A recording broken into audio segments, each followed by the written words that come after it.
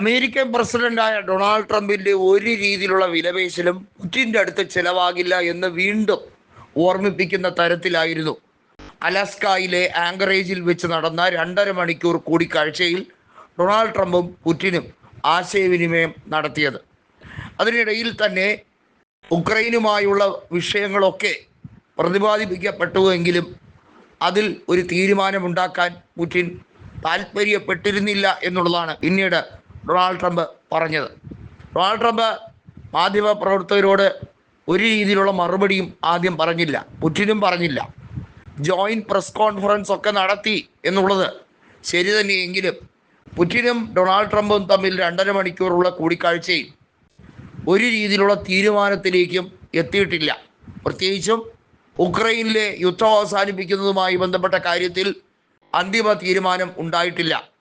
നമുക്കറിയാം, റഷ്യയിൽ നിന്ന് എണ്ണ വാങ്ങിക്കുന്നവർക്ക് താരിഫ് ഏർപ്പെടുത്തുന്ന ആ നീക്കം അത് തുടരുക തന്നെ ചെയ്യും എന്ന് വ്യക്തമാവുകയാണ്.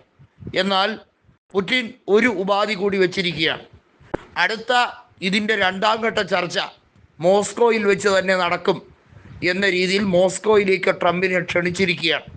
അതിനെക്കുറിച്ച് ട്രംപ് പറഞ്ഞത് ഇത് വളരെ കൗതുകം ഉണർത്തുന്നൊരു കാര്യമാണ്. കാരണം ചർച്ച ഇവിടെ അവസാനിച്ചിട്ടില്ല, ചർച്ച വിജയിച്ചു എന്ന് പറയാനും കഴിയില്ല.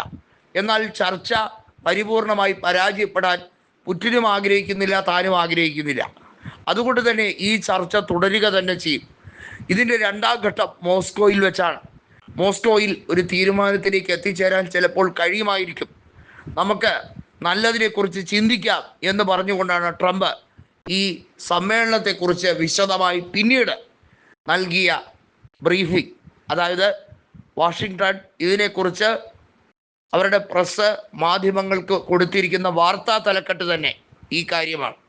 നമുക്കറിയാം, ആങ്കറേജിൽ വെച്ച് നടത്തുന്ന ഈ കൂടിക്കാഴ്ച ഈ വർഷത്തെ ഏറ്റവും വലിയ ഹൈ പ്രൊഫൈൽ മീറ്റിങ്ങുകളിൽ ഒന്നാണ്. ട്രംപും പുടിനും തമ്മിൽ കൂടിക്കാഴ്ച നടത്തുന്നത് വളരെയധികം പ്രശ്നങ്ങൾ ഇരു രാഷ്ട്രങ്ങളും തമ്മിൽ നിലനിൽക്കുന്നതിനിടയിലാണ്.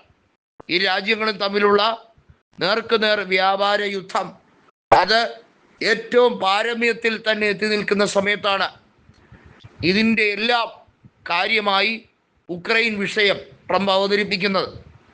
ട്രംപിനെ സംബന്ധിച്ചിടത്തോളം ഒരു കാര്യം കൂടി അദ്ദേഹം വ്യക്തമാക്കുന്നത്, പ്രസിഡന്റ് വ്ളോഡിമർ സെലൻസ്കി ഉക്രൈൻ പ്രസിഡന്റിൻ്റെ കയ്യിലാണ് ഇനി ഇതുമായി ബന്ധപ്പെട്ട വിലപേശൽ നയങ്ങളെല്ലാം തന്നെ. എന്നാൽ മെലാനിയ ട്രംപ്, നമുക്കറിയാം, അവർ ഒരു സ്ലൊവേനിയക്കാരിയായിട്ടുള്ള സ്ലൊവേനിയൻ വംശജയാണ്. അവർ കൃത്യമായി പുടിന് വ്യക്തിപരമായി കത്തയച്ചിരിക്കുന്നു. അവിടുത്തെ ശിശുക്കളുമായി ബന്ധപ്പെട്ട് അവരുടെ മരണം ഉൾപ്പെടെയുള്ള കാര്യങ്ങൾ എടുത്തു പറഞ്ഞുകൊണ്ട് അവരുടെ വിഷയത്തിൽ ഒരു തീരുമാനമുണ്ടാക്കണം എന്ന് പറഞ്ഞുകൊണ്ട് പുടിന് വ്യക്തിപരമായൊരു കത്തയച്ചിട്ടുണ്ട് എന്നും ട്രംപ് പറഞ്ഞിരിക്കുകയാണ്. ഏതായാലും ട്രംപ് പുടിനും തമ്മിലുള്ള ചർച്ചയിൽ ഈ പറയുന്ന ഉക്രൈൻ്റെ വിഷയത്തിൽ ഒരു തീരുമാനവും എത്തിയിട്ടില്ല എങ്കിൽ പോലും ചർച്ചകൾ പുരോഗമിക്കും എന്ന ശുഭസൂചന മാത്രമാണ് ഇരുവരും നൽകിയിട്ടുള്ളത്.